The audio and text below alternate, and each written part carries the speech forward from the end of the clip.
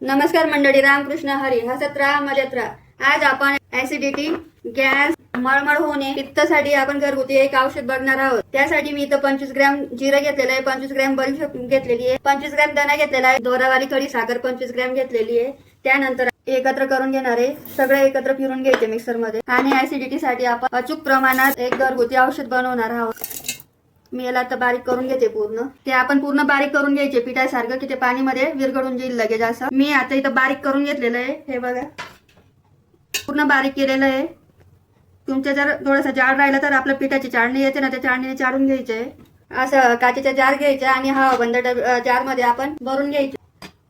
हे असं औषध बनवून बघा तुम्ही. ऍसिडिटी, गॅस, पित्त त्याच्यावर फरक पडतो का नाही ते कमेंट मध्ये पण सांगा. नक्कीच वापरून बघा, नक्की फरक पडेल. आपल्या फेसबुक, इंस्टा चॅनलला फॉलो करा आणि युट्यूबला सबस्क्राईब करा, लाईक करा, शेअर करा आणि छान छान कमेंट करा. आता आपण कसं घ्यायचं ते बघणार आहोत औषध. 1 ग्लास पाणी घ्यायचं, थंड असो गरम, आणि त्यामध्ये अर्धा चम्मच पावडर टाकून घ्यायचे. तुमच्या जर छोटा चम्मच असेल तर 1 चम्मच घ्या आणि मोठा असेल तर अर्धा चम्मच घ्यायचा. हे बघा, आणि जेवणाच्या 15 मिनिटं आधी घ्यायचं आहे. सकाळ संध्याकाळ दोघं टाइम घेतलं तरी चालणार आहे. एकदम जुने ऍसिडिटी, पित्त असेल ना त्याच्यावर पण फरक पडून जातो, पूर्ण निघून जाते. दररोज घ्यायचं.